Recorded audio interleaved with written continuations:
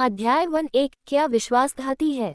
Celestial cloud village में एक आलीशान विला के सामने आरव ने अपने सामने खड़ी महिला को देखा और धीरे से विनती की, आंटी, कृपया मुझे 1 लाख उधार दे दो।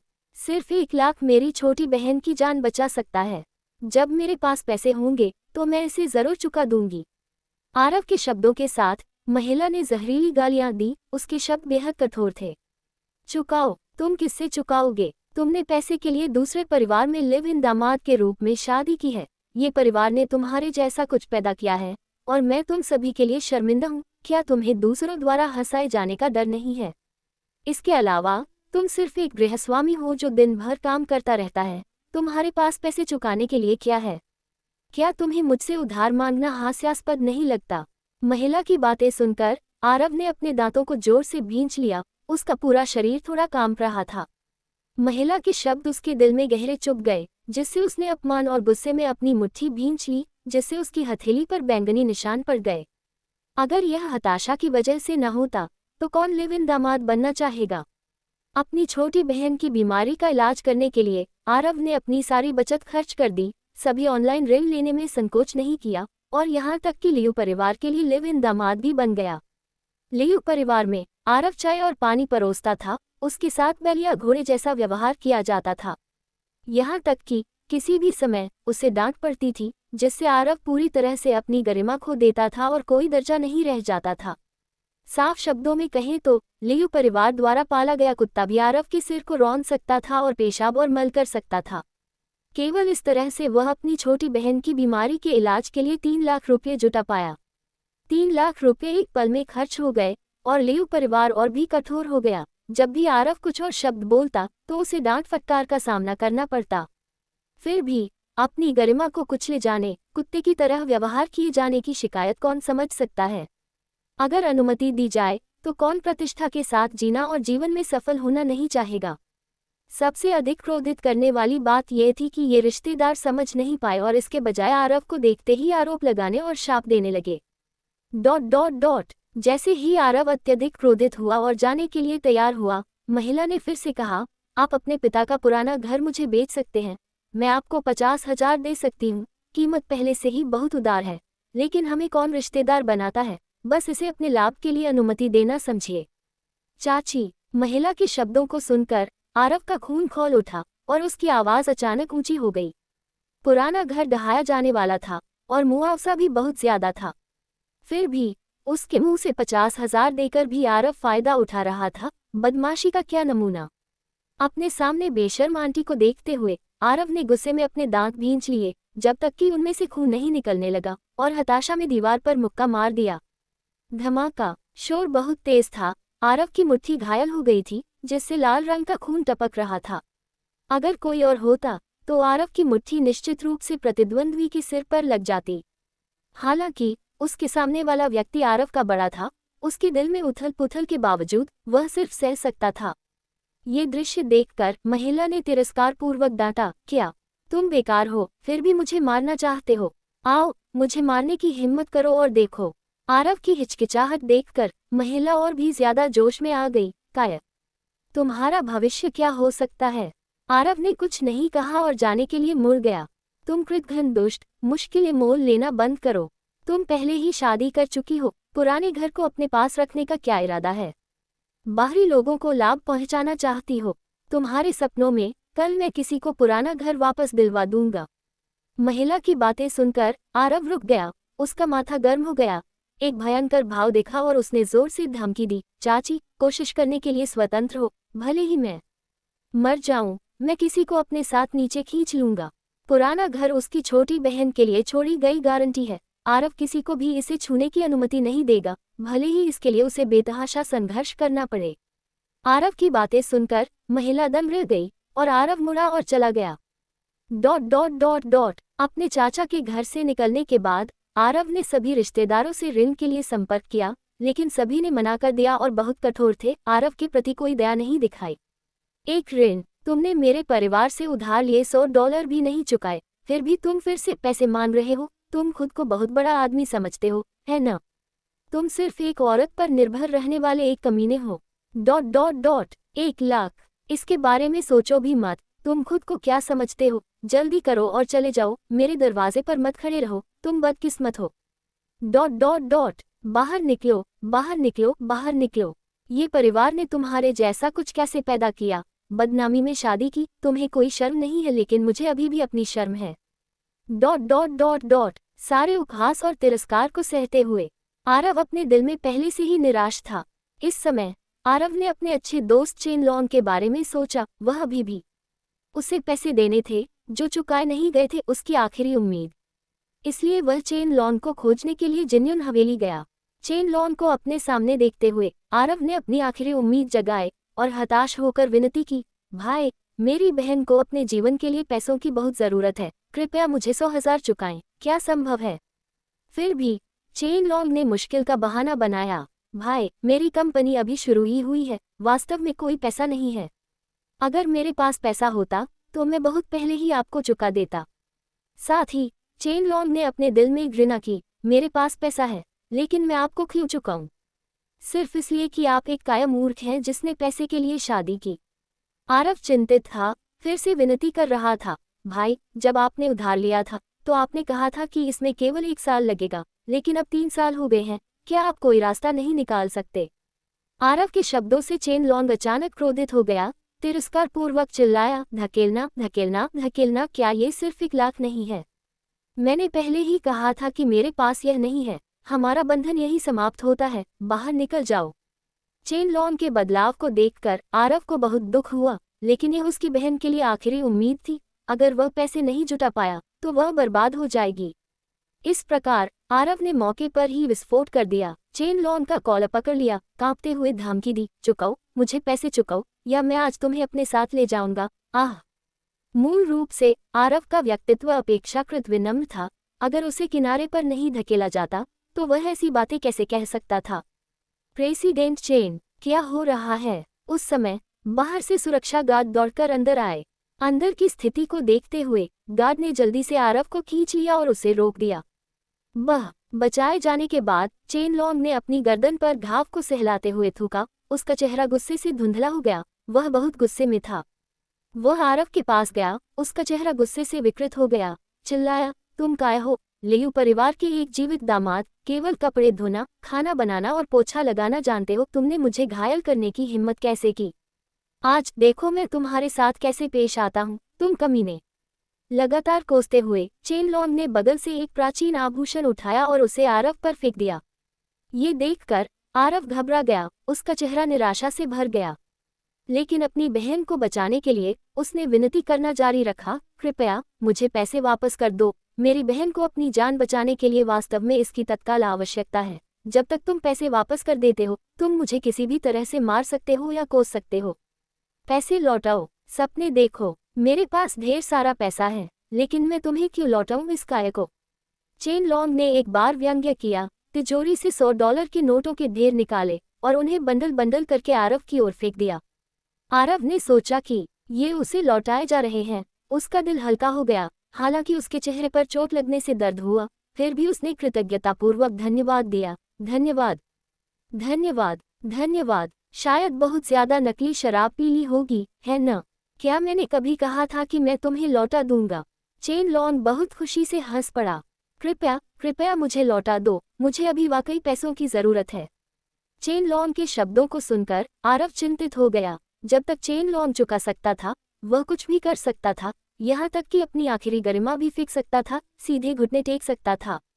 कहते हैं कि आदमी के घुटनों की कीमत सोने की तरह होती है, लेकिन अपनी बहन की जिंदगी की तुलना में इसकी क्या कीमत है? तुम्हारी गांड का बदला चुकाऊंगा।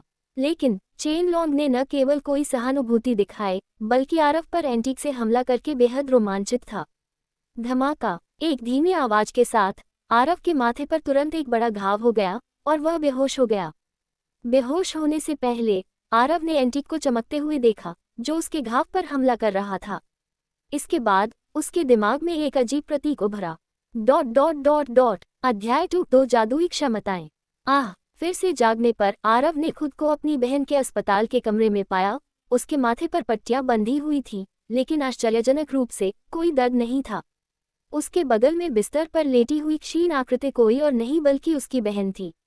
अपनी बहन को देखते हुए आरव को बहुत दर्द हुआ, क्योंकि उसे अपनी जीवंत युवावस्था का आनंद लेना चाहिए था, लेकिन इसके बजाय वह पहचान से परे बीमारी से पीड़ित थी।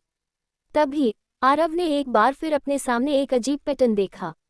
यह एक पवित्र 7 रंग का कमल था, जो धीरे धीरे घूम रहा था, और एक चक्कर के बाद कमल के ऊपर यादों की बाढ़ आ गई।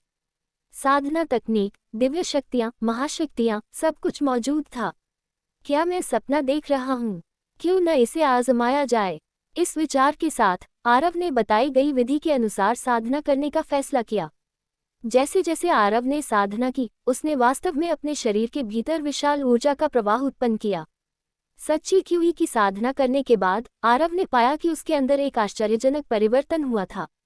सबसे पहले उसकी शारीरिक स्थिति में सुधार हुआ, जिससे वह ताकत से भर गया। इसके अलावा उसकी आंखों के सामने मौजूद जानकारी में एक चौंकाने वाला परिवर्तन हुआ। वह दीवारों के पार देख सकता था और बगल के कमरे में लोगों को देख सकता था। क्या हो रहा है? आरव क्षण भर के लिए हैरान रह गया। समय के साथ इससे परिचित होने के बाद आरव को एहसास हुआ कि उसने वास्तव में एक्स-रे विजन हासिल कर लिया है और इसका कुशलता से उपयोग कर सकता है। अगर वह देखना चाहता तो वह जितना चाहे देख सकता था। वास्तव में चमत्कारी। छोटी बहन, तुम बच गई। वास्तव में इस असाधारण क्षमता के साथ आरव अपनी बहन की बीमारी का इलाज करने के लिए आसानी से पैसे कमा सकता था। और जैसे ही आरव ने अपनी बहन को देखा, उसकी आंखों के सामने एक जानकारी का टुकड़ा दिखाई दिया। नाम, ये कियान। बीमारी का कारण, क्रोनिक माइलोजेनस ल्यूकेमिया, जिससे अस्थि मज्जा का विनाश, अनीमिया आदि होता है। क्या इसका इलाज हो सकता है? इसका इलाज बिना किसी हिचकिचाहट के, ये देखकर कि उसका इलाज संभव है, आरव ने इलाज करना चुना। उस पल कुछ विचित्र हुआ। 7 रंगों वाला पवित्र कमल धीरे धीरे घूमता हुआ, चमकदार रोशनी उत्सर्जित करता हुआ उसकी बहन के शरीर में समा गया।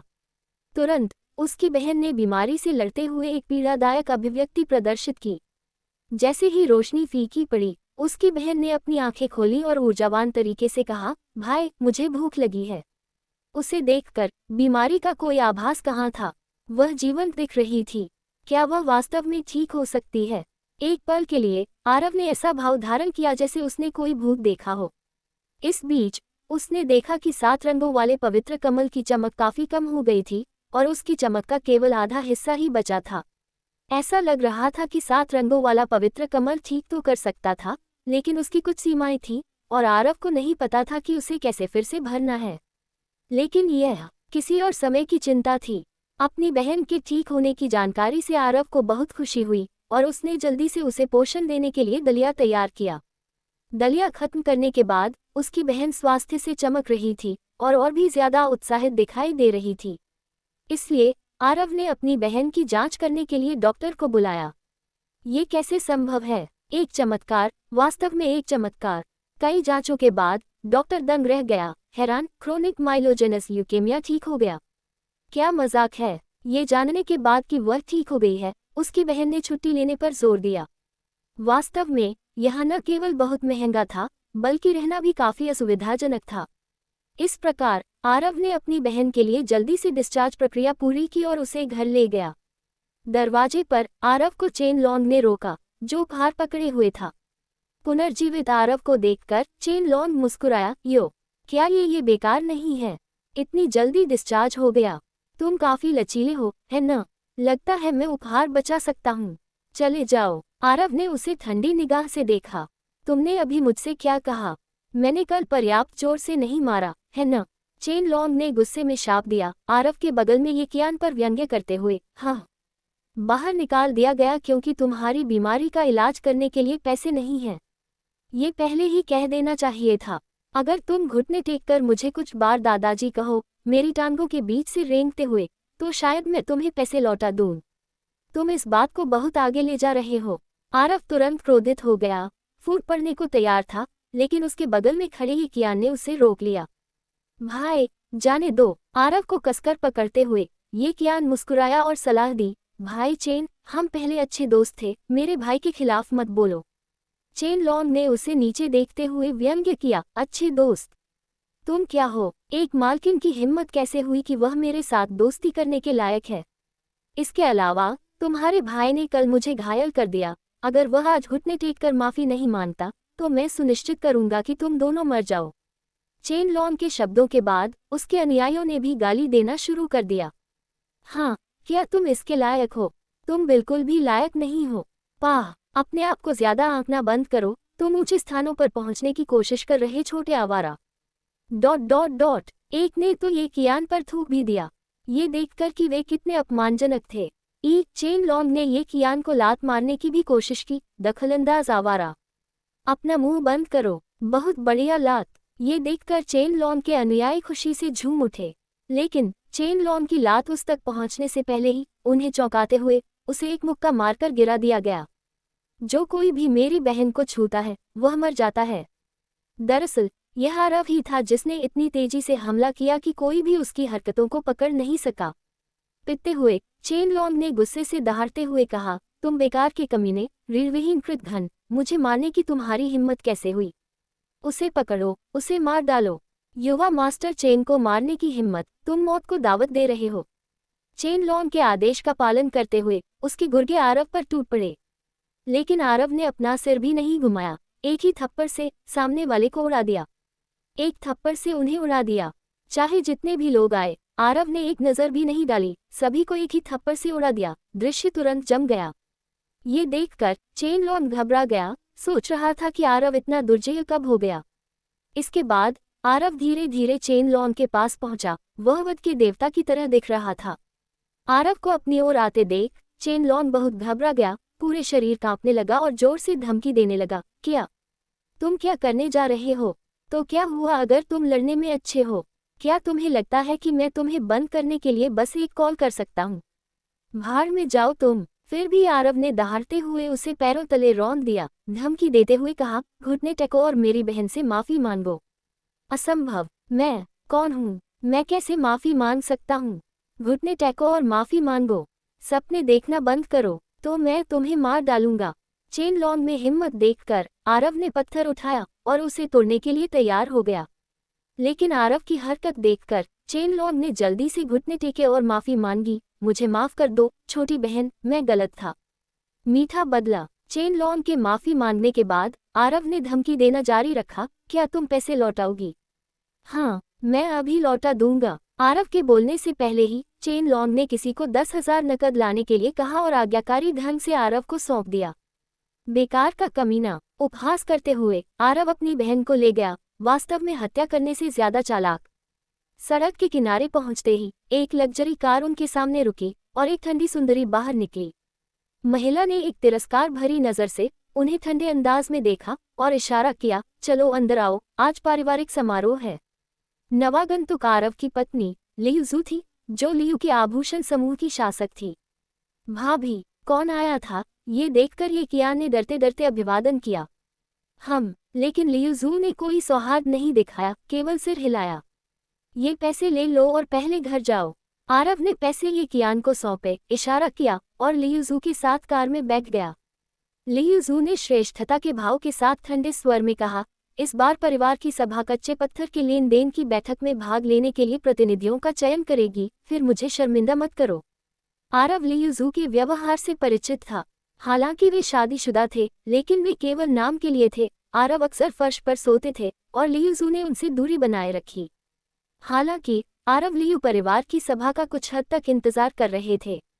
वे लोग शायद उसे खुद को मूर्ख बनाते हुए देखने के लिए इंतजार नहीं कर सकते थे। वे उसे पैरों तले रौंदने, उसे पूरी तरह से अपमानित करने के अलावा और कुछ नहीं चाहते थे, है न?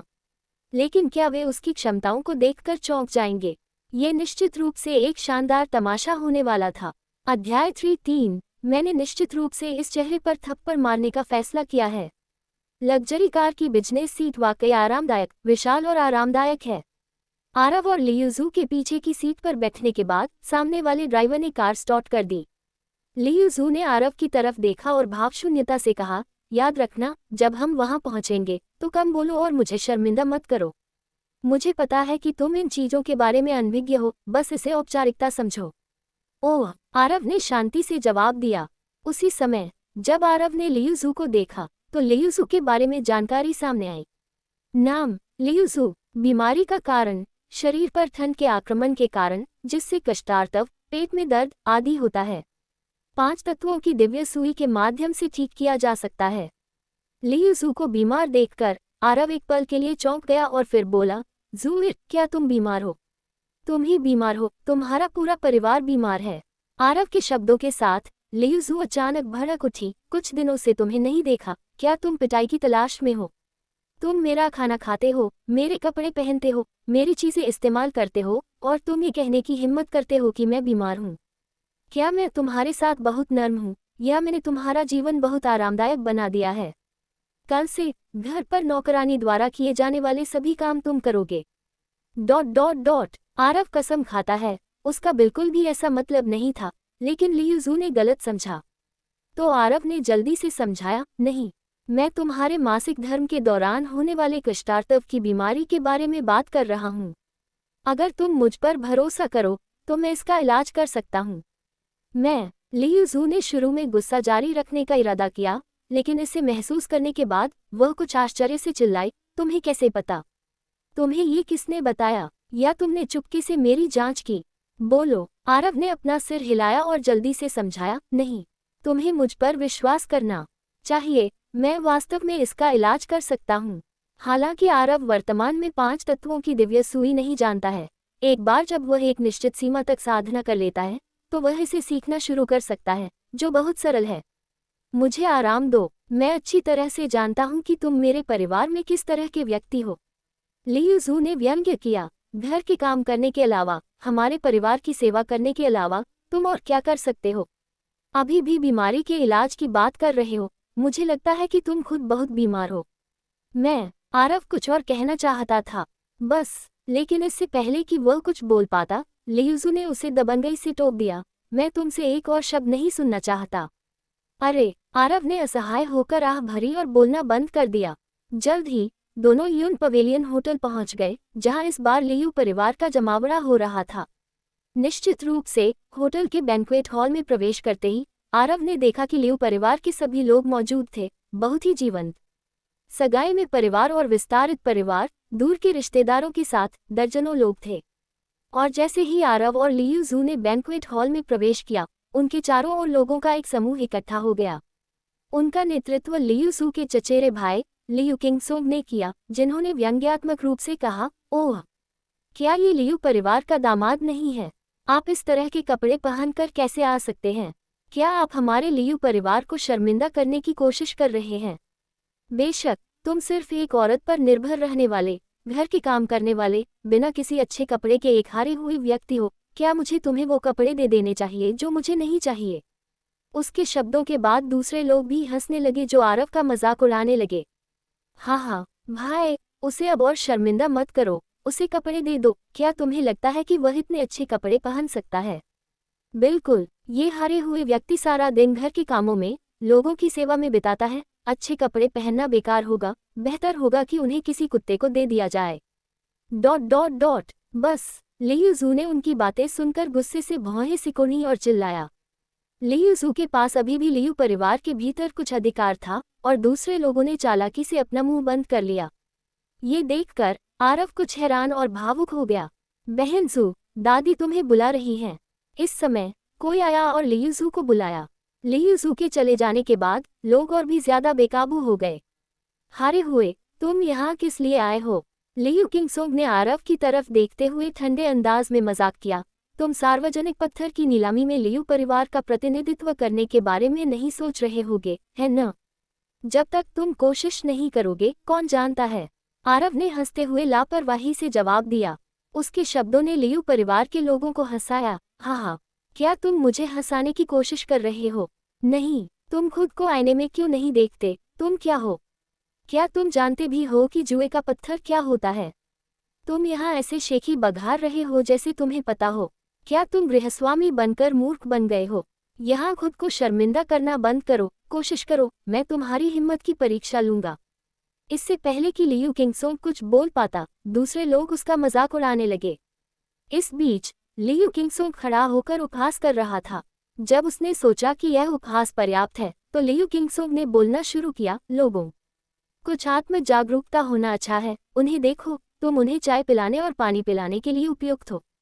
जहां तक सार्वजनिक नीलामी में लियू परिवार का प्रतिनिधित्व करने की बात है, तो इसके बारे में सोचना भी मत। क्या तुम्हें लगता है कि तुम मेरे प्रतिद्वंद्वी बनने के योग्य हो? लियू किंगसोंग बहुत घमंडी था। उसने आरव की तरफ ऐसे देखा जैसे उसकी नज़र ही आरव को पैरों तले रौंद सकती हो। यहाँ क्या हो रहा है? इतना हंगामा क्यों? इस समय एक अधेड़ उम्र का आदमी उसके पास आया। पिताजी! उसे देखते ही लियू किंगसोंग ने जल्दी से आवाज लगाए। दरअसल वह आदमी लियू शिरुई था, लियू जू के दूसरे चाचा, लियू किंगसोंग के पिता। आवाज लगाने के बाद लियू किंगसोंग ने तिरस्कारपूर्वक आरव से कहा, इस हारे हुए व्यक्ति ने कहा कि वह सार्वजनिक नीलामी में लियू परिवार का प्रतिनिधित्व करना चाहता है। हाँ, ये वाकई मुझे हंसाता है। लियू किंगसोंग की बातें सुनकर लियू शिरुई दिल खोलकर हंस पड़ी। हंसने के बाद वह पलटा और आरव को तिरस्कार से देखा। तुम एक हारे हुए व्यक्ति जो केवल एक महिला पर निर्भर रहना जानता है। मुझे आश्चर्य है कि लियू जू की आंख से अंधा था, जो तुम जैसे हारे हुए व्यक्ति से शादी कर रहा था। जैसे ही आरव बोलने वाला था, एक चिल्लाहट आई, दूसरे अंकल, आप बहुत आगे जा रहे हैं। उसी समय लियू जू वहां आया, जो स्पष्ट रूप से नाखुश था। मैं बहुत आगे जा रहा हूँ। लियू शिरुई हंसा, क्या मैं सही नहीं हूँ? यह आम तौर पर जाना जाता है ना? चलो चलते हैं, ये शुरू होने वाला है। जैसे ही लियू जू कुछ कहने वाला था, लियू शिरुई ने उपेक्षापूर्वक हाथ हिलाया। जाने से पहले लियू किंगसोंग ने आरव से उकसाते हुए कहा, वैसे अगर तुम्हें थोड़ी भी आत्मचेतना है तो खुद को बेवकूफ़ बनाने के लिए वहां मत जाओ। मुझे डर है कि तुम आज का सबसे बड़ा मजाक बन जाओगे। आरव ने गुस्से में अपनी मुठियां भींच लीं। हालांकि उसने अनगिनत बार ऐसा व्यवहार सहा था, फिर भी उसे कुछ गुस्सा आ रहा था। एक पल रुको, तुम्हें वहां नहीं जाना चाहिए। दूसरों के चले जाने के बाद लियू जू ने अचानक कहा। क्यों? आरव ने हैरान होकर पूछा। दादी ने पहले ही लियू किंगसोंग को चुन लिया है, उसे सबसे अच्छा कच्चा पत्थर चुनने में मदद की है, और कई विशेषज्ञों ने इसका मूल्यांकन किया है। इसमें अच्छे जेडेट होने की गारंटी है। लियू जू ने भावहीनता से कहा, अगर तुम वहां जाओगे तो तुम निश्चित रूप से खुद को शर्मिंदा करोगे। आरव ने उम्मीद नहीं की थी कि लियू परिवार इतना तुच्छ होगा। फिर भी इससे क्या फर्क पड़ता है? आज आरव को उनका डटकर मुकाबला करना होगा। उन्हें बताना होगा कि सच्ची निराशा क्या होती है। अध्याय 4 कोई चुटकुला देखना चाहते हैं? सपने देखते रहिए। लियू परिवार का पत्थर जुआ योग्यता कार्यक्रम आधिकारिक तौर पर शुरू हो गया है। मंच के बीच में सैकड़ों की संख्या में कच्चे पत्थरों के ढेर लगे हुए थे। प्रतियोगी इन सैकड़ों में से केवल एक कच्चा पत्थर चुन सकते थे। अंत में जिस व्यक्ति के कच्चे पत्थर में सबसे अधिक जेडाइट मूल्य होगा, वह ज़ैद सार्वजनिक नीलामी में लियू परिवार का प्रतिनिधित्व करेगा। नियम बहुत सीधा है। हालांकि लियू जू के पास कंपनी में काफ़ी शक्ति है, लेकिन लियू परिवार के भीतर हमेशा श्रीमती लियू सीनियर ही फैसले लेती हैं, जो लियू जू की दादी हैं। शुरू करो। श्रीमती लियू सीनियर मुख्य सीट पर बैठी, मुस्कुराई और शुरुआत का संकेत दिया। उनके संकेत का पालन करते हुए लियू परिवार के योग्य युवा सदस्यों ने कच्चे पत्थरों का चयन करना शुरू कर दिया। इस दौर के लिए चुने गए प्रतिनिधि चोंगटेंग का अनुसरण करेंगे, लियू परिवार में योगदान देंगे और अपने स्वयं के रिज्यूमे को बढ़ाएंगे। अगर लियू परिवार नीलामी में बड़ी सफलता हासिल करता है, तो भविष्य में चाहे काम करना हो या व्यवसाय शुरू करना हो, उन्हें लियू परिवार का पूरा समर्थन मिलेगा। यह एक लाभदायक अवसर है। इसलिए लियू परिवार में जूनियर की तीसरी पीढ़ी नीलामी में परिवार का प्रतिनिधित्व करने के इस अवसर को जीतने के लिए अपने दिमाग का इस्तेमाल कर रही है। हालांकि उन्हें पता नहीं था कि स्लॉट पहले से ही तय हो चुका है। निश्चित रूप से जैसे ही यह शुरू हुआ, लियू किंगसोंग सीधे एक कच्चे पत्थर के पास गया, उसे उठाया और भाग गया। आरव ने एक नज़र डाली। कच्चा पत्थर वास्तव में अच्छा था, और यह आधा खिड़की वाला पत्थर था जिसके अंदर जेडाइट का एक अच्छा टुकड़ा था। किसी भी अपवाद को छोड़कर लियू किंगसोंग का जीतना निश्चित था। लेकिन आरव अपवाद था। एक ठंडी हंसी के बाद आरव कच्चे पत्थरों के ढेर की ओर चला गया। उम्मीद है कि किस्मत उसे और भी बेहतर जेडाइट तक ले जाएगी। आरव को भाग लेने की तैयारी करते देख लियू जू ने उसे तुरंत रोक दिया। वह सिकोड़ते हुए, तुम क्या कर रहे हो? क्या मैंने तुम्हें जाने से मना नहीं किया था? मैं इसे आजमाना चाहता हूँ। आरव ने शांति और दृढ़ता से जवाब दिया। मैं अब तुम्हारे साथ काम करने से इनकार करता हूँ। लियू जू ने गुस्से में अपना सिर दूसरी ओर घुमा लिया। आरव बिना किसी हिचकिचाहट के कच्चे पत्थरों के ढेर की ओर चला गया। क्या ये लियू परिवार का बेकार दामाद नहीं है? वह भी ऊपर क्यों जा रहा है? ये वास्तव में अजीब है। कोई व्यक्ति जो केवल खाना पकाने और घर के कामों में ही अच्छा है, वह पत्थरों के साथ जुआ कब से खेल रहा है। ये स्पष्ट रूप से खुद को मूर्ख बनाने वाला है। क्या उसे नहीं पता कि वे क्या कह रहे हैं?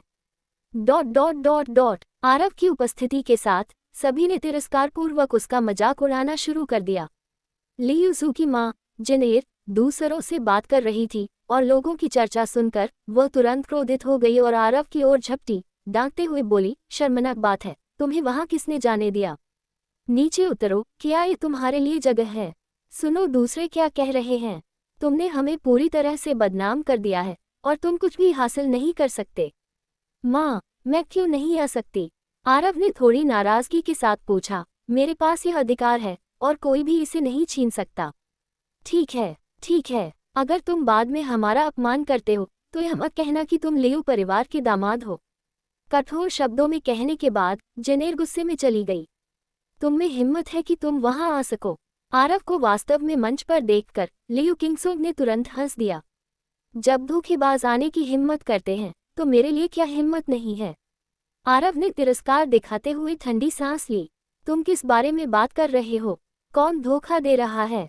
अपनी बात स्पष्ट करो। आरव की बातों के बाद लियू किंगसोंग क्रोधित हो गया। आरव ने शांति से पूछा, मैंने तुम्हारा जिक्र तक नहीं किया, इतना उत्साहित क्यों हो? क्या ऐसा हो सकता है कि तुमने भी धोखा दिया हो? तुम? लियू किंगसोंग क्रोध से अवाक रह गया और आरव तिरस्कारपूर्ण टिप्पणी करते हुए पीछे हट गया। धोखा देने और फिर भी हारने से डरना अब यह हास्यास्पद होगा। इसके साथ ही उसने लियू किंगसोंग को नजरअंदाज कर दिया और कच्चे पत्थरों का चयन करना शुरू कर दिया।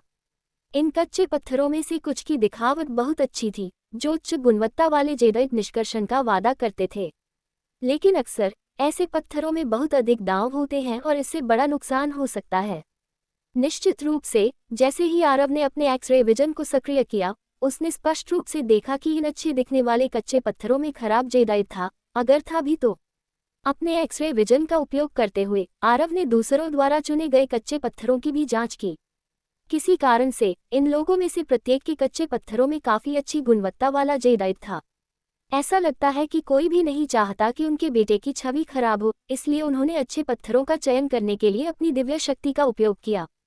बेशक कोई भी लियू किंगसोंग के पत्थर की तुलना नहीं कर सकता था। जो उसके पास था उसमें उच्च श्रेणी के जेडाइट का एक बड़ा टुकड़ा था। उसे हराने के लिए आरव को उससे भी उच्च श्रेणी के जेडाइट वाला पत्थर ढूंढना था और यह छोटा नहीं हो सकता था। क्या यह है? जल्दी से आरव ने एक लक्ष्य पर ताला लगा दिया।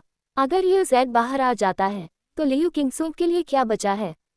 इसलिए आरव ने कच्चा पत्थर उठाया। ये कच्चा पत्थर बहुत साधारण लग रहा था, पत्थर के स्टंप की तरह। हालांकि अंदर का जेडाइट कम नहीं होना था। उत्तेजित, वह बेकार दामाद क्यों आया और ऐसा पत्थर उठा लाया? क्या यह मजाक नहीं है? आरव के हाथ में पत्थर देखकर श्रीमती लियू सीनियर की शांत मुस्कान तुरंत फीकी पड़ गई। लियूज़ू, अपने आदमी को नियंत्रित करो, देखो उसने तुम्हारी दादी को कैसे नाराज कर दिया है। लियूज़ू की दूसरी चाची ने श्रीमती लियू सीनियर के गुस्से को देखकर गुस्से से डांटा, तुमने ऐसे बेकार आदमी को पति के रूप में कैसे चुना? मैं कहती हूँ इस शादी को जल्द से जल्द खत्म कर देना चाहिए, है न माँ? लियूज़ू की दूसरी चाची के शब्दों के बाद अन्य लोगों ने भी शोर मचाते हुए कहा, बिल्कुल, ऐसे रीढ़विहीन आदमी में क्या अच्छाई है? मुझे वाकई हैरानी है कि तुमने उसे कैसे चुना। देखो, इतने सारे पत्थरों में से उसने एक टूटा हुआ पत्थर का टुकड़ा चुना। क्या उसके दिमाग में कोई बुलबुला है? इन बुजुर्गों की अप्रिय टिप्पणियों का सामना करते हुए लियूज़ू ने ठंडे और दुखी भाव से उत्तर दिया, मेरे पारिवारिक मामलों में मेरी चाचियों को दखल देने की कोई आवश्यकता नहीं है। इसे भूल जाओ। चूंकि वह हंसना चाहता है, इसलिए चलो उसे खुश करते हैं, श्रीमती लियू सीनियर ने उदासीनता से उत्तर दिया। ये देखते हुए कि सभी ने अपने कच्चे पत्थर चुन लिए थे, फिर संकेत दिया, चलो पत्थर काटना शुरू करते हैं। श्रीमती लियू सीनियर के शब्दों का पालन करते हुए सभी ने अपने पत्थर काटने की मशीन के सामने ले गए और उन्हें क्रम से काटा। आरव को टूटे हुए पत्थर के स्टंप को पकड़े हुए देखकर सभी हंस पड़े। उनके चेहरे पर मजाक की प्रतीक्षा करने वाले भाव थे। मैंने तुमसे कहा था कि मंच पर मत जाओ, लेकिन तुम नहीं माने। अब तुम हंसी का पात्र बन रहे हो, है न? लियूज़ू आरव के पास आए और दुखी होकर शिकायत की।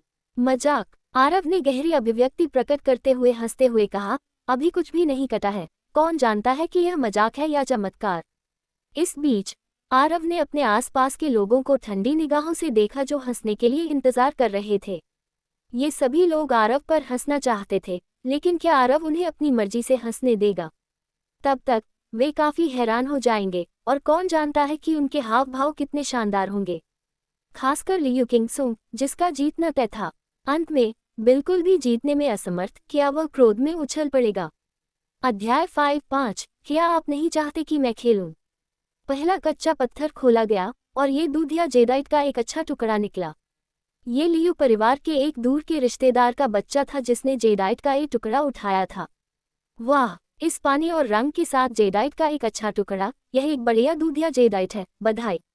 ये टुकड़ा आशाजनक लग रहा है। ऐसा लगता है कि आपका बच्चा भाग्यशाली है और लियू परिवार का प्रतिनिधित्व कर सकता है। जेडाइट अच्छा देखकर आसपास के लोग उसे बधाई देने लगे। बिल्कुल नहीं, यह अभी भी बहुत दूर है। हालांकि उसके पिता खुश थे, उन्होंने विनम्रता से उत्तर दिया। जेडाइट को जल्दी से श्रीमती लियू सीनियर के हाथों में भेज दिया गया। एक नज़र डालने के बाद श्रीमती लियू सीनियर ने शांति से घोषणा की, एक बढ़िया दूधिया जेडाइट जिसकी कीमत 500,000 है। 500,000, बहुत बढ़िया। परिणाम सुनकर दूर के रिश्तेदार खुशी से चिल्ला उठे। उन्हें लगा कि उनके बेटे ने उन्हें शर्मिंदा नहीं किया और उन्हें चमकने का अवसर भी मिला। ... लेकिन जल्द ही वह चुप हो गए। जैसे जैसे अधिक से अधिक कच्चे पत्थर उधेड़े जा रहे थे, वह और अधिक उदास होते जा रहे थे। वास्तव में दूसरों द्वारा निकाले गए जेडाइट बेहतर और बेहतर होते जा रहे थे, और कीमतें भी उसी के अनुसार बढ़ रही थीं। अभी कुछ ही समय पहले एक टुकड़े की कीमत 2.3 मिलियन थी। अब तक बाकी सभी ने अपने पत्थर उधेड़ दिए थे, केवल कुछ प्रत्यक्ष वंशज ही बचे थे। इस समय लियूजू के तीसरे चाचा के बेटे ने अपना कच्चा पत्थर निकाला। वाह, यह इतनी जल्दी हरा हो गया। एक बार काटने के बाद सभी ये देखकर हैरान थे कि यह पहले से ही हरा हो गया था।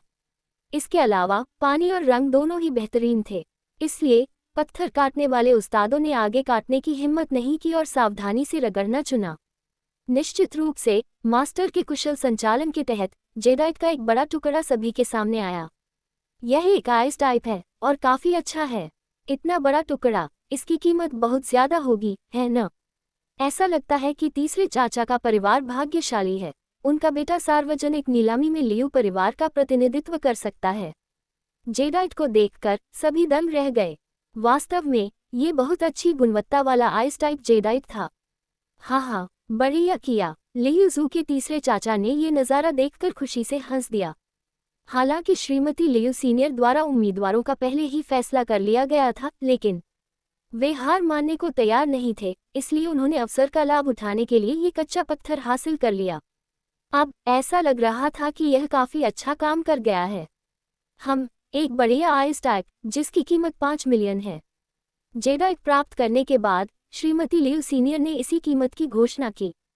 तीसरे चाचा के बेटे को इतना बढ़िया जेडाइट लाते देख दूसरों को थोड़ा निराशा हुई। वास्तव में लियू किंगसुंग को छोड़कर कोई भी इस बर्फ प्रकार के जेडाइट को पार करने में कामयाब नहीं हुआ।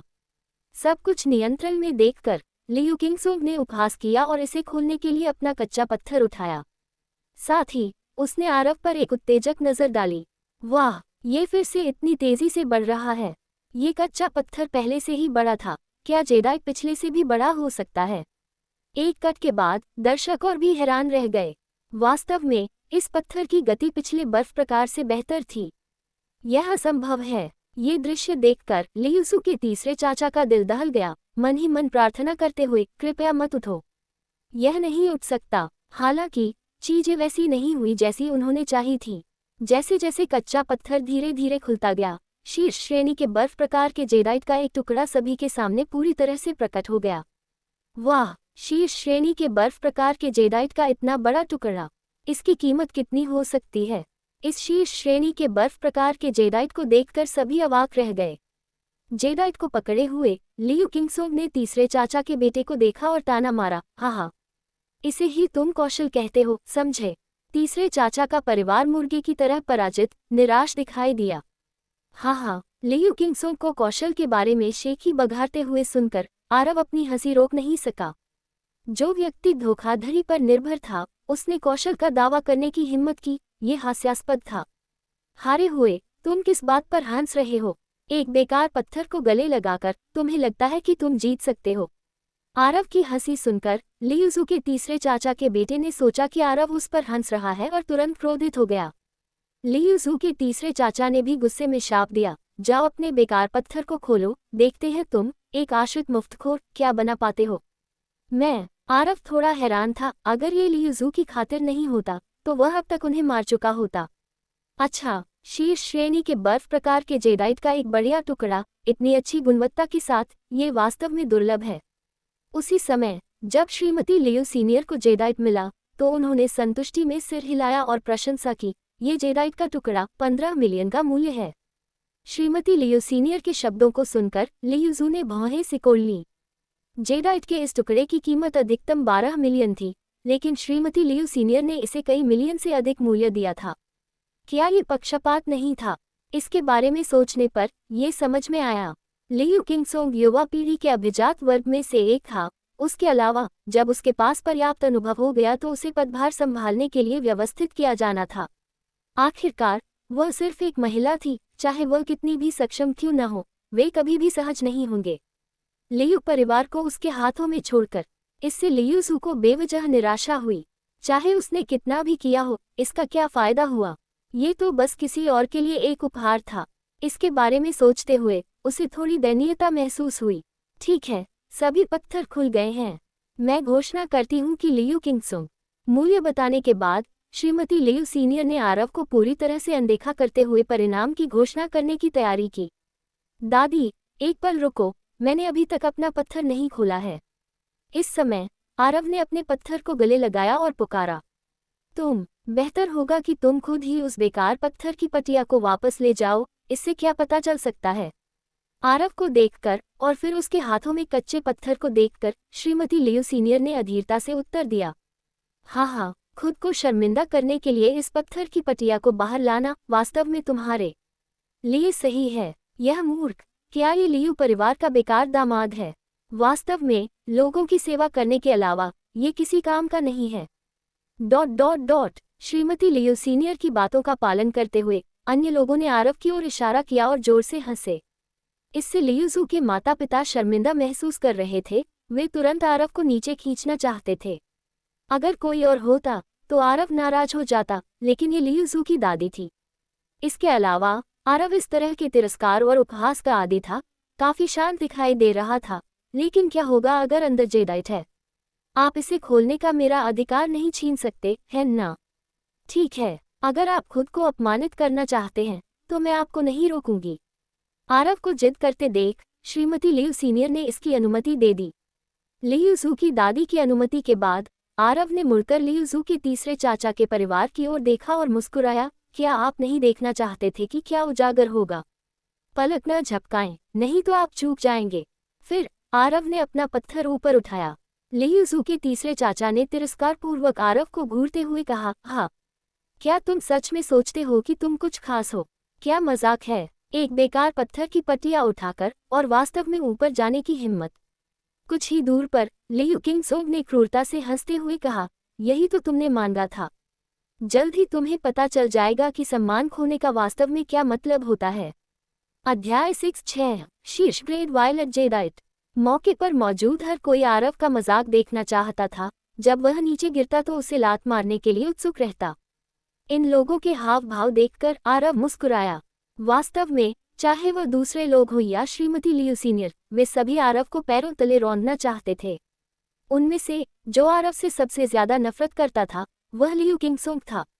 वह चाहता था कि आरव बेकार पत्थरों का ढेर काट दे ताकि वह उस पर लगातार रौंद सके। लेकिन क्या आरव उन्हें अपनी मर्जी से चलने देगा? इस लाइन के साथ काटें। धन्यवाद। आरव ने कच्चे पत्थर पर रेखाएं खींची और उसे मास्टर को सौंप दिया। आपका स्वागत है, दूसरे पक्ष ने मुस्कुराते हुए जवाब दिया और पत्थर काटना शुरू कर दिया। क्या इस टूटे हुए पत्थर की भी कीमत बढ़ गई है? ये बैंगनी है, ये वास्तव में बैंगनी दिख रहा है। क्या ये बहुत अपमानजनक नहीं है? जैसे ही पत्थर काटा गया, दृश्य पर मौजूद हर कोई अचंभित था। कटे हुए बैंगनी को घूर रहा था, लंबे समय तक खुद को संभाल नहीं पाया। ये कैसे हो सकता है? क्या उसकी किस्मत इतनी अच्छी है? सबसे ज्यादा हैरान लियू किंगसोंग था, जो डर के मारे खड़ा हो गया, पूरी तरह से हैरान। वह समझ नहीं पा रहा था कि इतना टूटा हुआ पत्थर कैसे ऊपर उठ सकता है और बैंगनी रंग भी दिखा सकता है। अगर यह उच्च गुणवत्ता वाला बैंगनी है तो इसकी कीमत काफ़ी ज़्यादा होगी, जो उसे डराने के लिए काफ़ी होगी। सिर्फ ये लोग ही नहीं, मुख्य सीट पर बैठी श्रीमती लियू सीनियर भी कुछ हद तक अचंभित होकर खड़ी हो गई। काटते रहो। जबकि हर कोई हैरान था, आरव ने इशारा करने के लिए सिर हिलाया। आरव के इशारे पर सभी तरफ से खिड़कियां कट गईं, सभी बैंगनी दिख रही थी। ये दिखाने के लिए पर्याप्त था कि अंदर का जेडाइट छोटा नहीं था और वर्तमान स्थिति के आधार पर खराब गुणवत्ता का भी नहीं था। एक टूटे हुए पत्थर ने वास्तव में एक बैंगनी को काट दिया, और यह इतना बड़ा है। इस तरह ये वास्तव में लियू किंगसोंग के लिए खतरा पैदा कर सकता है।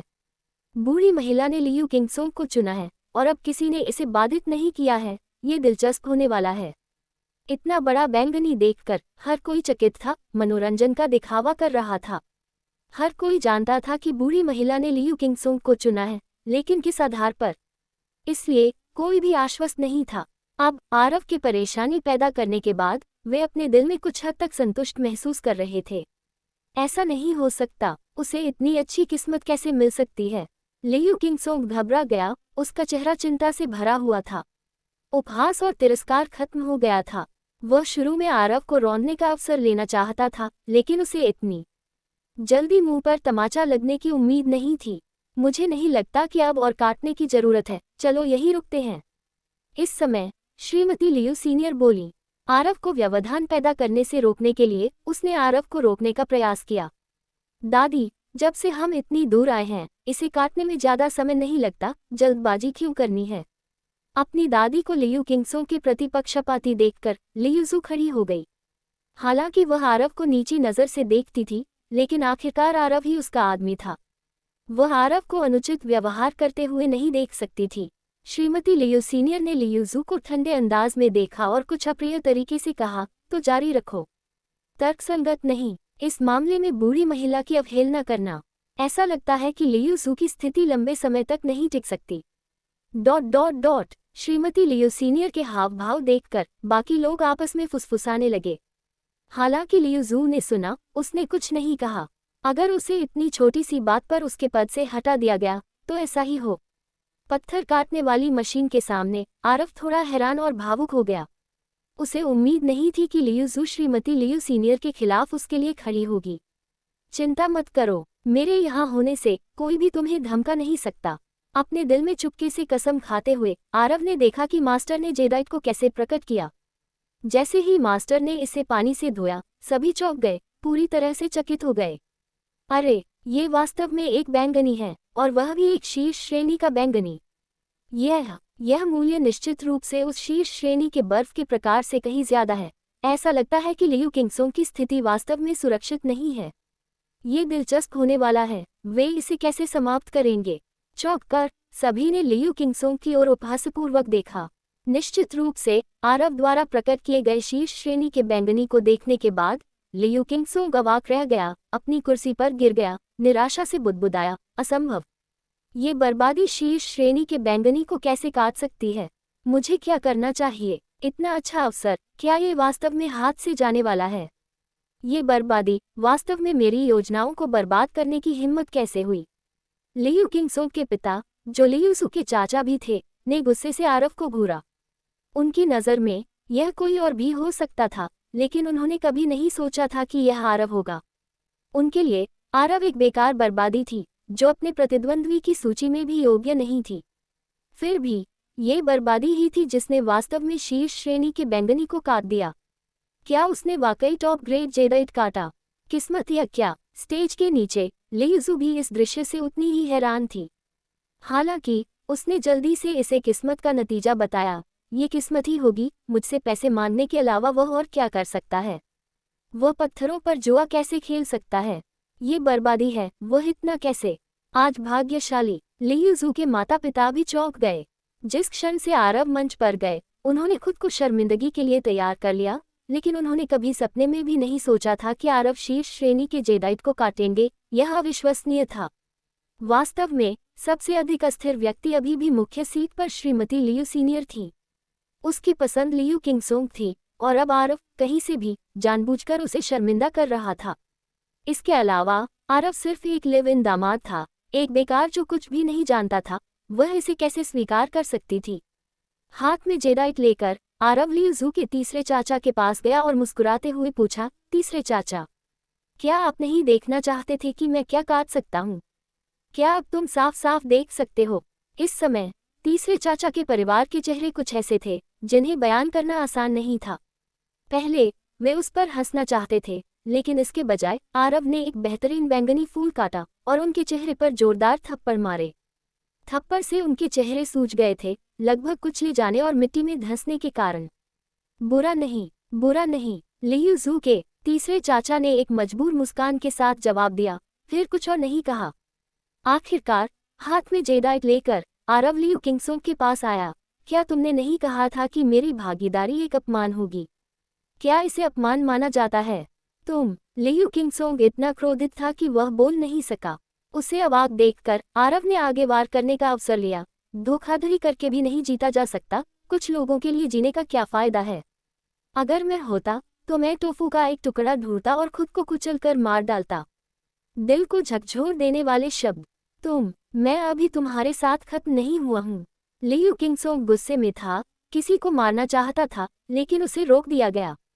तुम जल्दी में हो, क्या तुमने सच में धोखा दिया? टीएस मुझे उम्मीद नहीं थी कि तुम इस तरह के व्यक्ति हो। लियू किंगसोंग के गुस्से को देखकर आरव को वास्तव में यह मनोरंजक लगा। बस, क्या तुमने अभी तक खुद को काफी शर्मिंदा नहीं किया है? लियू किंगसोंग को एक दृश्य बनाने की इच्छा रखते हुए देखकर लियू जू के चाचा ने उसे सख्ती से रोका। आरव के व्यवधान के साथ लियू किंगसोंग का परिवार निस्संदेह आज का मजाक बन गया, पूरी तरह से बदनाम। इस बीच आरव ने जेडाइट पेश किया। श्रीमती लियू सीनियर द्वारा कीमत की घोषणा करने की प्रतीक्षा करते हुए सोच रहा था कि क्या वह इससे बचने की कोशिश करेगी। अध्याय 7 सच में बेईमान। आरव द्वारा लाए गए जेडाइट को देखकर श्रीमती लियू सीनियर लंबे समय तक अपने दिल को शांत नहीं कर पाईं। शीर्ष ग्रेड वायलेट और रंग बहुत सुंदर है। अगर इसे नीलाम किया जाता तो ये कम से कम 30 मिलियन में बिकता। अगर यह सही विदेशी खरीदार को आकर्षित करता है तो यह और भी अधिक में बिक सकता है। जेडाइट का यह टुकड़ा स्पष्ट रूप से लियू किंगसोंग के टुकड़े से बहुत मजबूत है, वे एक ही स्तर के भी नहीं हैं। उसने आरव की ओर देखा, फिर लियू किंगसोंग की ओर और अपना मन बना लिया। भले ही आरव ने उच्च गुणवत्ता वाला जेडाइट लाया हो और उसके पास सार्वजनिक नीलामी में भाग लेने की योग्यता हो, आखिरकार आरव सिर्फ एक बाहरी व्यक्ति है, एक बेकार मुफ्तखोर। वह कभी भी आरव को इतना अच्छा अवसर नहीं देगी। जबकि लियू किंगसोंग वह वही है जिसे वह निगम का उत्तराधिकारी मानती है, जिसका मतलब भविष्य में लियू जू की जगह लेना है। इसलिए देखने के बाद उसने शांति से कहा, वायलेट बहुत सुंदर है, लेकिन गुणवत्ता औसत दर्जे की है, शीर्ष श्रेणी की नहीं। 12 मिलियन की कीमत। क्या? श्रीमती लियू सीनियर के शब्दों के साथ जगह में हलचल मच गई। ये जेडाइट शीर्ष श्रेणी का वायलेट है, हर कोई इसे देख सकता था और जो लोग इसके बारे में जानते थे वे इसके मूल्य से अच्छी तरह वाकिफ थे। लेकिन श्रीमती लियू सीनियर इतनी पक्षपाती हो सकती है, अपनी प्रतिष्ठा की कीमत पर भी अपना पक्षपात दिखाती हैं। हालांकि पेशेवर सेटिंग में वे अभिमानी तरीके से चर्चा करने की हिम्मत नहीं करते। लियू जू को ये स्वीकार करना मुश्किल लगा। वह मंच पर दौड़ी और फुसफुसाया, दादी, क्या ये थोड़ा अनुचित नहीं है? उचित, श्रीमती लियू सीनियर ने उपहास किया, नाराजगी जताए और जवाब दिया, वह खुद को क्या समझता है? क्या वह निष्पक्षता का हकदार है? वह सिर्फ एक बेहतरीन वायलेट को लाने के लिए भाग्यशाली था, लेकिन इससे क्या साबित होता है? किंगसोंग लियू परिवार का भविष्य है, जबकि आरव हमेशा एक बाहरी व्यक्ति रहेगा। आपको ये समझना चाहिए, है न ज़ुएर? लेकिन लियू जू ने पलटवार करना चाहा। फिर भी इससे पहले कि वह कुछ बोल पाती, श्रीमती लियू सीनियर ने उसे रोक दिया। बस नीचे उतर जाओ, मैं अब तुमसे बात नहीं करना चाहती। हाँ। दूसरी तरफ श्रीमती लियू सीनियर के शब्दों के साथ लियू किंगसोंग हंसते हुए उछल पड़ा, उत्सुकता से आरव के पास आया और मजाक में ताना मारा, क्या तुम इतनी घमंडी नहीं थी? मेरे लिए फिर से घमंडी बनो। मैंने सोचा था कि तुम कुछ शक्तिशाली हो, लेकिन अंत में तुम सिर्फ मेरे पराजित प्रतिद्वंद्वी हो, है न? कचरा हमेशा कचरा ही रहेगा। तुम सिर्फ घर जाने, कपड़े धोने और बच्चों की देखभाल करने, जीवन भर कुत्ता बनने के लायक हो।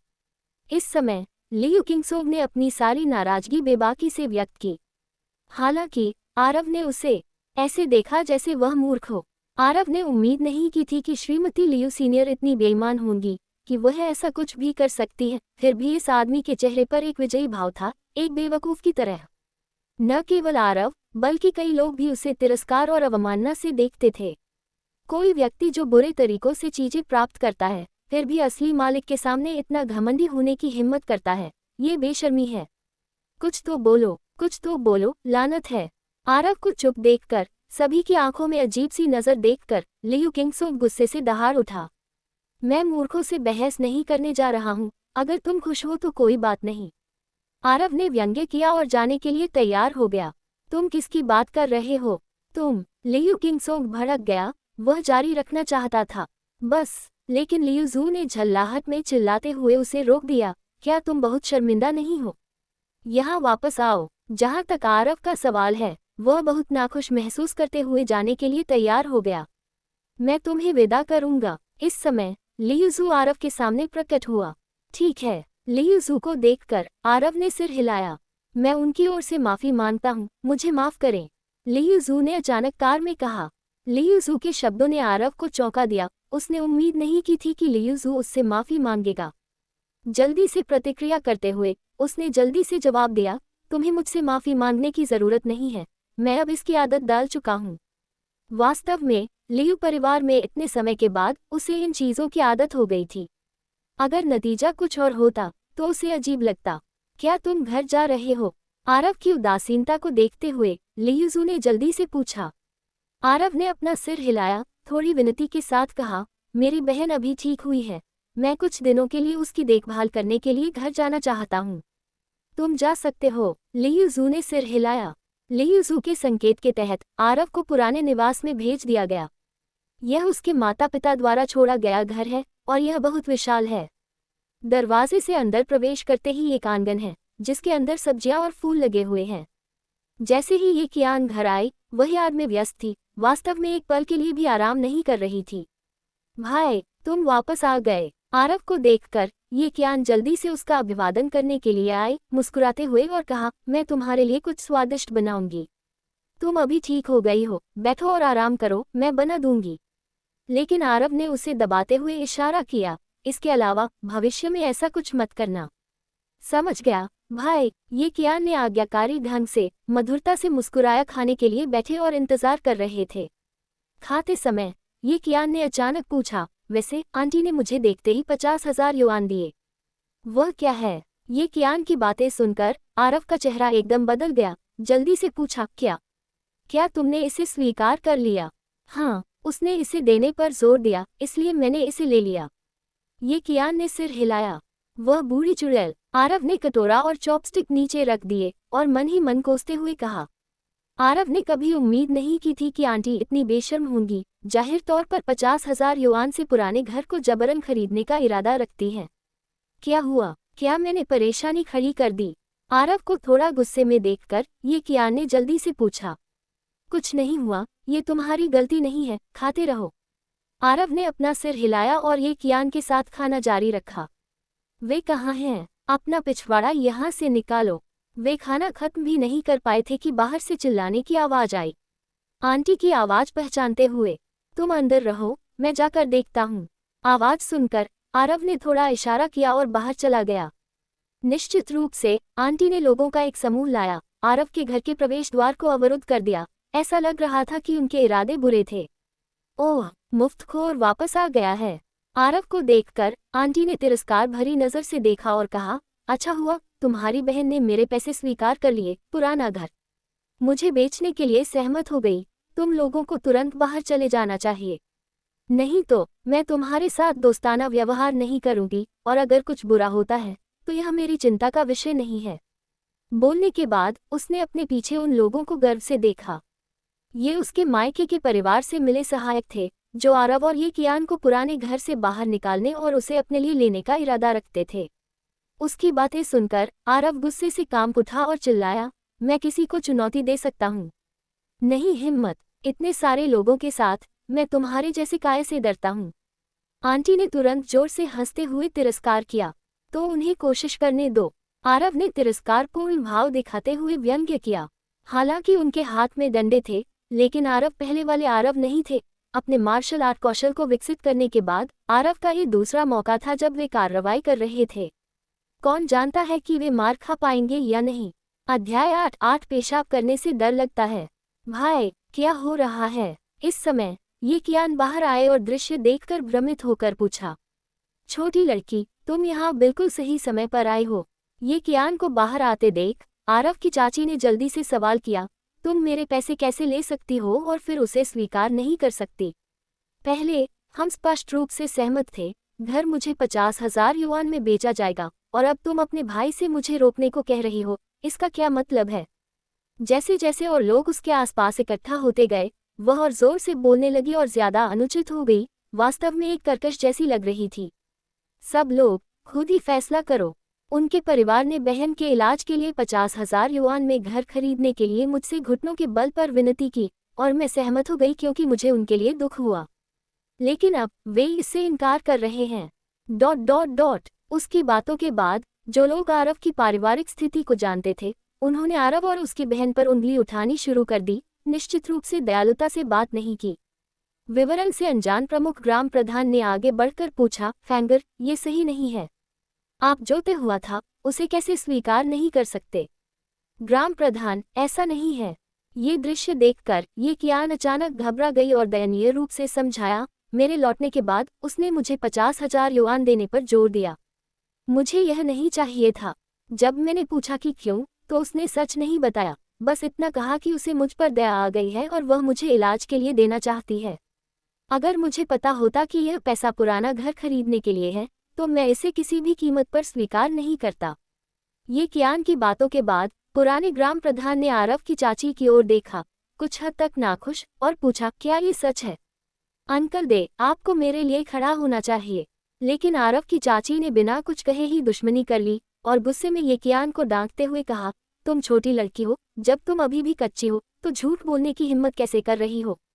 मैंने तुम्हें पहले ही साफ साफ बता दिया था, तुम्हारे परिवार का पुराना घर 50,000 में खरीद लिया है, और अब तुम मना कर रहे हो, ये सोचकर कि मेरे परिवार को धमकाना आसान है न? ठीक है, अब मैं समझ गया। तुम भाई बहन एक बेकार मुर्दा जिसने एक परिवार में शादी की, और एक बकवादी छोटा झूठा तुम रिश्तेदार एक असली दुर्भाग्य हो, 8 पीढ़ियों का दुर्भाग्य। बस, उसके आपत्तिजनक शब्दों के बाद आरव गुस्से से दहाड़ते हुए उसे धमकाने के लिए उसके सामने दौड़ा, मेरी बहन ऐसी नहीं है जिसे तुम धमका सको। एक और अपशब्द कहने की कोशिश करो, मैं शर्त लगाता हूँ, ये छोटी लड़की अपनी बात पर अड़ी रहने की हिम्मत नहीं करेगी। लेकिन आरव की धमकी का सामना करते हुए उसकी चाची ने विश्वास नहीं किया और इसके बजाय और अधिक उत्साहित हो गई। लेकिन उसके बोलने से पहले आरव ने हाथ उठाया और उसे थप्पड़ मार दिया। तमाचा, एक तीखी आवाज के साथ उसके चेहरे पर लाल हथेली का निशान दिखाई दिया। ये देखकर हर कोई दंग रह गया, उम्मीद नहीं थी कि आरव वास्तव में हमला करने की हिम्मत करेगी। तुमने मुझे मारने की हिम्मत की, तुम लियू परिवार के बेकार मुर्दे ने मुझे मारने की हिम्मत की। यह महसूस करने के बाद कि क्या हुआ था, आरव की चाची तुरंत पागल हो गई, एक कर्कश की तरह आरव की ओर इशारा करते हुए और उसे गाली देते हुए। इस बीच उसने इशारा किया, उसे मारो, इस मुर्दे को मार डालो, अगर वह मर गया तो यह मेरी जिम्मेदारी है। उसके इशारे पर उसके साथ आए गुंडों ने लाठी उठाए और आगे बढ़े, और दृश्य अचानक अराजक हो गया। लेकिन आरव बेहद शांत रहा। एक थप्पड़ से आरव ने उनमें से एक को उड़ा दिया, उनके चेहरे पर चोट लगने से सूजन आ गई। इसके साथ ही आरव के अंदर का विशाल सच्चा क्यू सक्रिय हो गया, उसके अंगों में घुस गया, जिससे उसकी गति और ताकत और भी भयानक हो गई। आह आह आह आह। एक पल में जैसे ही आरव तेजी से आगे बढ़ा, लाठी पकड़े हुए उन गुंडों ने बुरी तरह चिल्लाना शुरू कर दिया।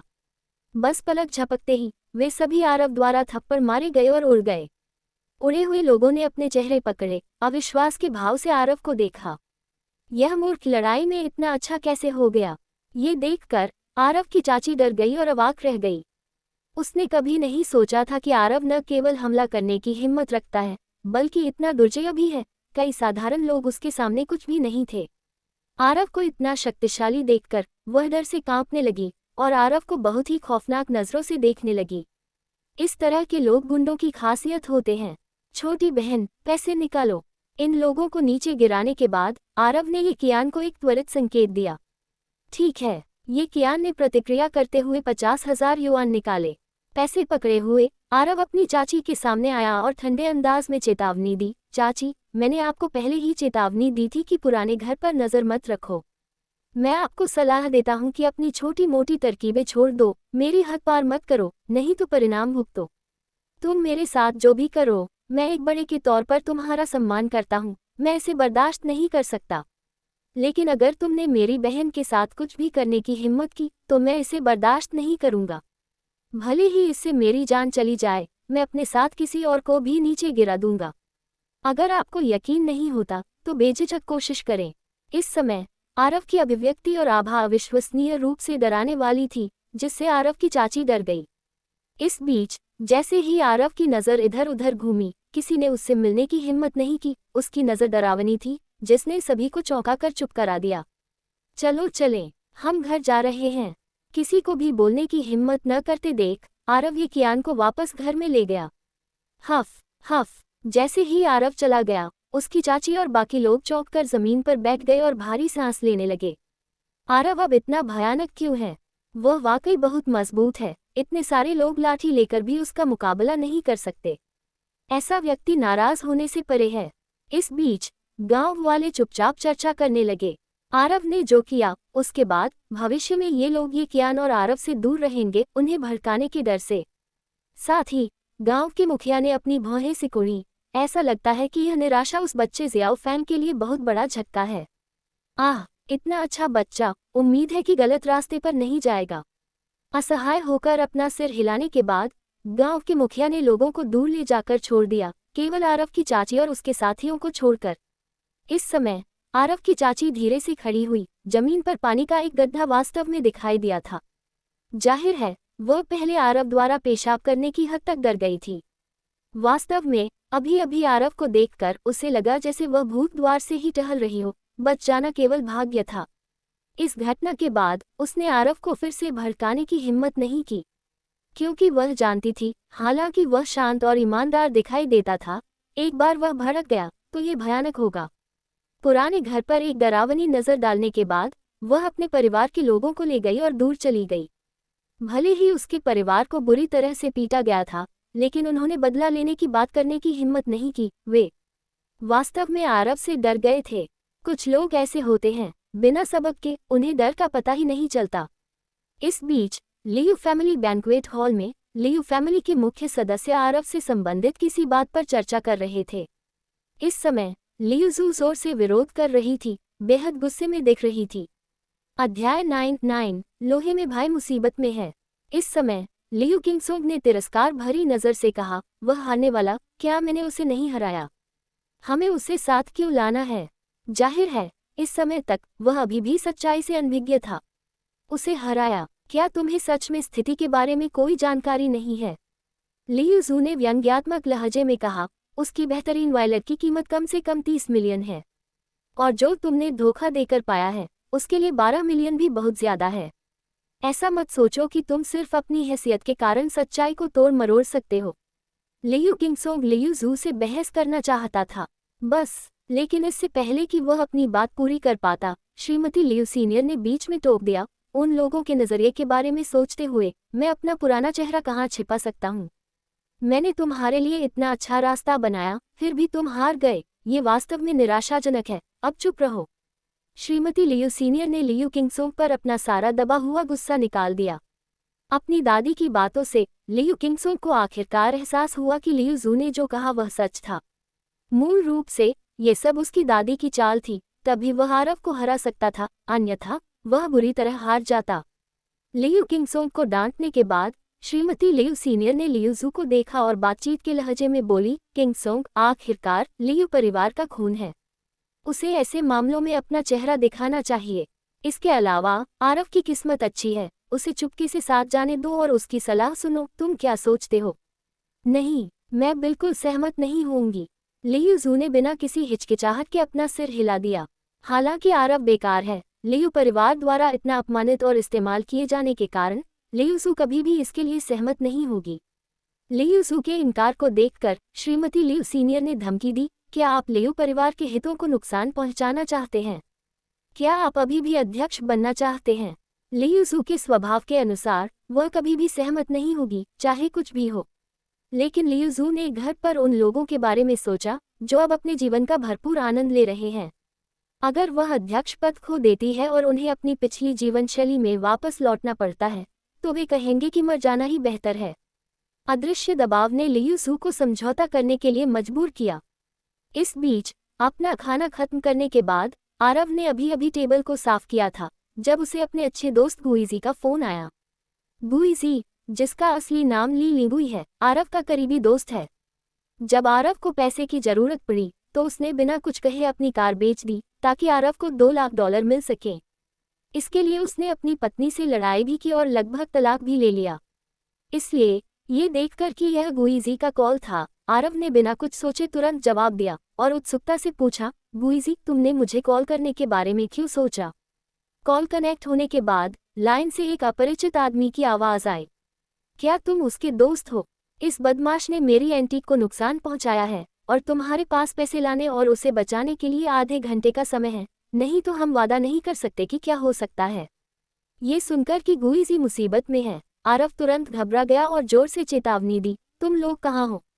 मैं अभी आता हूँ। मैं तुम्हें चेतावनी दे रहा हूँ, मेरे दोस्त के साथ अच्छा व्यवहार करो, नहीं तो तुम मुझे जवाब दोगे। पूछताछ करने पर दूसरे पक्ष ने एक पता बताया। स्थान एंटीक स्ट्रीट पर फैंटम क्लाउड स्टूडियो नामक एक दुकान थी जो एक पुरानी स्थापना थी। छोटी बहन, तुम्हारी बीमारी अभी पूरी तरह से ठीक नहीं हुई है। घर पर आराम करो और कुछ मत करो। मैं थोड़ी देर के लिए बाहर जा रहा हूँ। फोन रखने के बाद आरव ने ये कियान को निर्देश दिया। आरव को थोड़ा घबराया हुआ देखकर ये कियान ने जल्दी से पूछा, क्या हो रहा है? गुइजी मुश्किल में है, मैं उसे बचाने जा रहा हूँ, आरव ने सच्चाई से जवाब दिया। आह भाई, गुइजी को क्या हुआ? आरव की बातें सुनकर ये कियान भी घबरा गई। सब ठीक है, चिंता मत करो, आराम करो, मैं जाकर देखूंगा। थोड़ी देर के आश्वासन के बाद आरव ने कुछ पैसे लिए और सीधे एंटीक स्ट्रीट की ओर चल दिया। आरव के पास बस इतना ही पैसा था, ये चेनलॉन द्वारा चुकाए गए 10,000 थे। अगर यह पर्याप्त नहीं था तो आरव को और तेजी से कमाने का कोई तरीका ढूंढना होगा। फैंटम क्लाउड स्टूडियो में प्रवेश करने पर दुकान सहायक ने आरव की ओर देखा और पूछा, क्या आप किसी को बचाने के लिए यहाँ हैं? हाँ, वह कहाँ है? आरव ने सिर हिलाया। मेरे पीछे आओ, दूसरे ने तिरस्कारपूर्वक उत्तर दिया और आरव को पिछवाड़े में ले गया।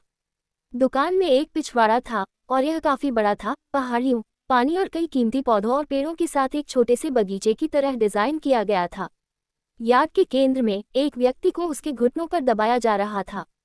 आरव करीब आया और ये गुइजी के अलावा और कौन हो सकता था? उसे जाने दो। गुइजी को धमकाते हुए देखकर आरव तुरंत क्रोधित हो गया। जब अन्य लोग हिचकिचाए तो आरव दौड़े, उन्हें दूर धकेल दिया और गुइजी को ऊपर खींच लिया। पागल, मुझे माफ करना, मुझे तुम्हें इसमें नहीं घसीटना चाहिए था। आरव को देखकर गुइजी रोया और माफी मांगी। ये सुनकर आरव तुरंत परेशान हो गया और डांटा, तुम क्या कह रहे हो? तुम्हारी समस्या मेरी समस्या है। हम भाई हैं, एक दूसरे से ज्यादा करीब, असली भाई। ठीक है, अगर तुम दोनों भावनाओं के आधार पर बंधना चाहते हो तो बाद में बहुत समय होगा। क्या तुम पैसे लाए हो? उस समय समूह के नेता ने ठंडे स्वर में उनकी बातचीत को बाधित किया। आरव ने उसकी ओर देखा। वह आदमी 50 के दशक में लग रहा था, रिपब्लिकन युग की टोपी और नीला कोट पहने हुए, स्पष्ट रूप से यहाँ दुकानदार था। आरव ने उसे जवाब नहीं दिया, बल्कि गुइजी के चेहरे पर चोटों को देखा और शांति से पूछा, तुम्हें किसने मारा? आरव का सवाल सुनकर पास में खड़े एक मोटे आदमी ने तिरस्कारपूर्वक उत्तर दिया, यह मैं था, अब तुम संतुष्ट हो? संतुष्ट? आरव ने थोड़ा सिर हिलाया। ये काय? आरव को बेपरवाह देखकर सभी ने बहुत ही तिरस्कार दिखाते हुए हंसा। तो फिर मेरे लिए घुटने टेक दो। हालांकि उस समय आरव ने अपनी चाल चली, उसकी गति अविश्वसनीय रूप से तेज थी। इससे पहले कि कोई प्रतिक्रिया कर पाता, वह मोटा आदमी हवा में उड़ गया और कुछ ही दूरी पर फर्श पर गिर गया। सबसे आश्चर्यजनक रूप से वह आदमी वास्तव में घुटनों के बल पर गिरा, उसके घुटने फर्श पर टकराए, जिससे फर्श टूट गया। हाँ, वह मजबूत है, प्रभावशाली। ये दृश्य देखकर सभी डर गए। आरव को क्रोधित करने वाला मोटा आदमी फिर से बोलने की हिम्मत नहीं कर पाया। पागल आदमी इतना मजबूत कब से हो गया? गुइजी भी दृश्य देखकर दंग रह गया, आरव की ताकत से चकित। दुकानदार ने भौहें सिकोड़ी और ठंडे स्वर में पूछा, क्या तुम यहाँ परेशानी पैदा करने आए हो? परेशानी पैदा करने आए हो? आरव ने कुछ असंतुष्ट होकर व्यंग्य किया, अपने सामान को नुकसान पहुंचाने।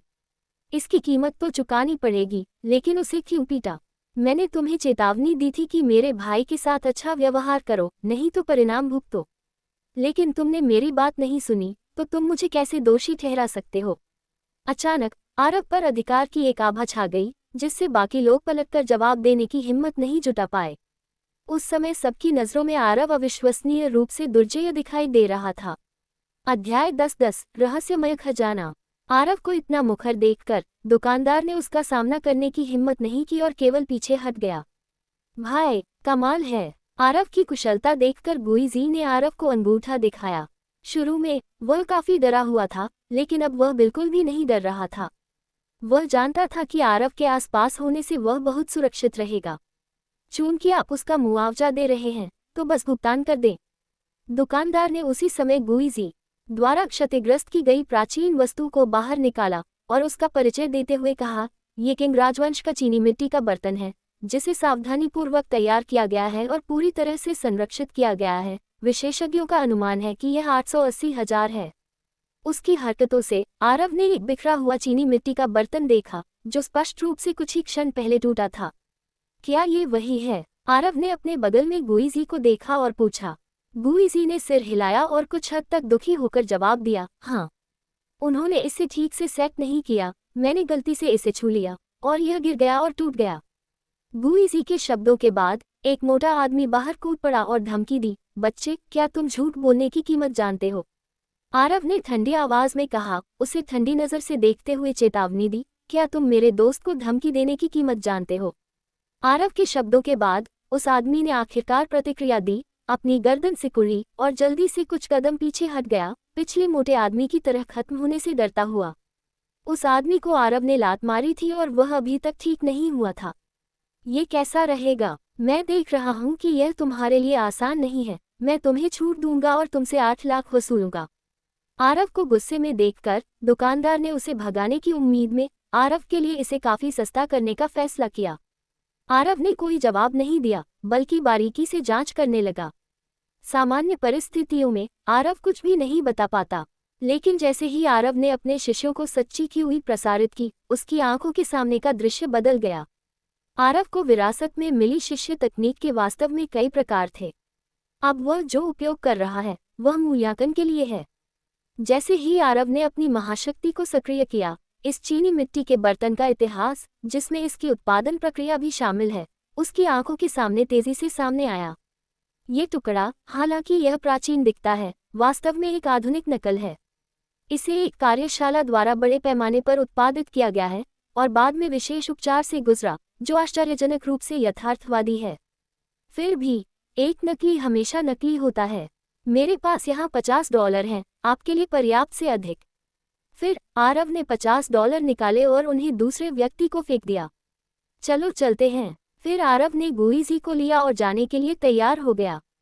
रुको! आरव को जाते देख दुकानदार घबरा गया और गुस्से से चिल्लाया, भले ही तुम लड़ सको, तुम जो चाहो वह नहीं कर सकते, है न? एक टुकड़ा जिसकी कीमत हजारों में है और तुम दसियों रुपये देते हो। न्याय कहाँ है? दसियों हजार! आरव ने ठहाका लगाया, पलटा, चीनी मिट्टी के बर्तनों में से एक को उठाया, उस पर एक छोटे से सरलीकृत चीनी अक्षर की ओर इशारा करते हुए और उपहास किया। सरलीकृत अक्षरों वाली एक प्राचीन वस्तु। क्या तुम लोगों को धोखा देने में अधिक पेशेवर नहीं हो सकते? मुझे संदेह है कि तुम जानबूझकर ऐसी नकली प्राचीन वस्तुओं का उपयोग दुर्घटनाओं को दिखाने के लिए करते हो। तुम इससे इनकार कर सकते हो, लेकिन अगर मुझे पता चल गया, तो हमारे बीच ये खत्म नहीं हुआ है। आरव जितना अधिक बोलता गया, उसकी आवाज उतनी ही तेज होती गई, जिससे ऐसा लग रहा था कि वह लड़ने के लिए तैयार है, जिससे दूसरा पक्ष डर गया। यह मामला वास्तव में उसकी गलती थी। अगर आरव ने इस बारे में कोई उपद्रव किया, तो वह निश्चित रूप से अपनी इज्जत नहीं बचा पाएगा और इसका असर दुकान पर पड़ेगा। इसलिए आरव को डर नहीं लगा, नहीं वह खुद को मूर्ख बनने देगा। गलतफहमी। हमने भी गलत अनुमान लगाया, नकली प्राचीन वस्तुएं खरीद लीं। आरव के रुख को देखकर दुकानदार ने तुरंत मुस्कुराते हुए उसका अभिवादन किया, ये कैसा रहेगा? चूंकि यह नकली है, इसलिए कोई मुआवजा नहीं चाहिए, ठीक है? चलो चलें। आरव ने ठंडी सांस ली और गुईजी के साथ चला गया। फैंटम क्लाउड स्टूडियो से निकलने के बाद गुईजी ने आखिरकार गहरी सांस ली और आश्चर्य से पूछा, क्या उसने वास्तव में हमें जाने दिया? फैंग, तुम इतने अद्भुत कब हो गए और कलाकृतियों का मूल्यांकन भी करने में सक्षम कब हो गए? मैं बस अनुमान लगा रहा था। आरव ने हल्के से हंसते हुए इशारा किया, चूंकि हम यहाँ हैं तो चलो टहलते हैं। नहीं, अब मेरी हिम्मत नहीं है। गुईजी सदमे में लग रहा था। उसने जल्दी से अपना सिर हिलाया, फिर कभी अंदर जाने की हिम्मत नहीं हुई। चिंता मत करो, मेरे यहाँ होने के कारण डरने की कोई जरूरत नहीं है। आरव के समझाने पर गुईजी ने आखिरकार दुकान में प्रवेश करने की हिम्मत की। दूसरी दुकान में काफी ज्यादा लोग थे और ज्यादा अच्छी चीजें थीं। हालांकि ये चीजें बहुत महंगी थीं, इन्हें खरीदने से ज्यादा मुनाफा नहीं होगा। आरव यहाँ सस्ते दामों पर सामान खरीदने आया था, पैसे कमाने के लिए। अगर यह मुनाफा नहीं है तो क्यों खरीदें? इसलिए दोनों निराश होकर दुकान से बाहर निकल गए और सड़क पर लगे स्टॉल देखने लगे। एंटीक स्ट्रीट के सड़क किनारे के स्टॉल भी एक और विशेषता थे। हालांकि इन स्टॉल पर बिकने वाली ज्यादातर चीजें नकली थीं, जो सिर्फ चिकनी चुपड़ी बातों पर निर्भर थीं। फिर भी अगर आपकी नज़र काफ़ी तेज़ है तो आप असली सौदा पा सकते हैं। ये लोग जो कुछ भी खरीदते हैं वे खुद से बहुत परिचित नहीं होते, इसलिए तेज़ नज़र वाले अनुभवी लोग शायद वाकई ज़्यादा पैसे खर्च कर दें असली अच्छी चीज़ें खरीदने के लिए न्यूनतम राशि। इसलिए दोनों इधर उधर घूमने लगे। अचानक एक वस्तु आरव की नज़र में आई जिसने उसे मोहित कर लिया। मूल रूप से ये वस्तु बहुत आकर्षक नहीं थी। हालांकि जब आरव ने अपनी मूल्यांकन महाशक्ति को सक्रिय किया तो इसने एक चमकदार सुनहरी रोशनी उत्सर्जित की। आरव ने जल्दी से अपनी महाशक्ति आंख बंद की और ध्यान से जांचना शुरू कर दिया। यह एक सुनहरा प्राचीन जेड था जो गोल्डन टॉर के आकार का था, जटिल रूप से नक्काशीदार और खूबसूरती से तैयार किया गया था। थोड़ी देर तक इसकी जांच करने के बाद आरव ने पूछा, बॉस, इसकी कीमत कितनी है? बॉस, यह एक बढ़िया वस्तु है, पुराने समय से वास्तव में प्राचीन जेड किंवदंती है कि यह एक खजाना है जिसका उपयोग प्राचीन टाइकून धन इकट्ठा करने के लिए करते थे। आरव की दिलचस्पी को देखते हुए स्टॉल के मालिक ने सीधे कीमत का उल्लेख नहीं किया, लेकिन लगातार शेख ही बघारता रहा। बस करो, बस कीमत बताओ, इतनी बकवास मत करो। दूसरे को बात जारी रखते देख आरव ने जल्दी से टोक दिया, तुम्हारी ईमानदारी देखकर मैं तुम्हें छूट देता हूँ, 8,000। मूल रूप से मैं 10,000 से अधिक में बेच रहा था। स्टॉल मालिक ने आखिरकार कीमत बताई, 6,000, और मैं इसे ले लूंगा, अन्यथा आप किसी अन्य खरीदार का इंतजार कर सकते हैं। आरव ने मुस्कुराते हुए उचित कीमत की पेशकश की। अगर विशेष वस्तु न होती, भले ही वह प्राचीन होती, तो अधिक से अधिक 5,000 में बिक जाती। जानबूझकर कीमत बहुत अधिक रखी गई थी, इसलिए यह नहीं बिकी। किसी ने पिछले दिन 6,000 की पेशकश की थी, अगर मैं बेचना चाहता तो पहले ही बेच देता। स्टॉल मालिक ने अधीरता से उत्तर दिया, जाहिर तौर पर नाराज। तो किसी और को बेच दो। आरव जाने की तैयारी में खड़ा हो गया। रुको, हम बातचीत कर सकते हैं, 7,000 कैसा रहेगा? आरव को जाते देख मालिक घबरा गया। ठीक है, 6,000 तो है, सौदा हो गया। आखिरकार मालिक ने हार मान ली। उसे वाकई डर था कि कहीं आरव ग्राहक न बन जाए। ये लो, तुम्हारे लिए 6,000, आगे बढ़ो और गिन लो। पैसे देने के बाद गोल्डन टॉड आरव का हो गया। गोल्डन टॉड को हाथ में पकड़े हुए आरव को लगा कि यह आम से बहुत दूर है, निश्चित रूप से कोई आम प्राचीन वस्तु नहीं है।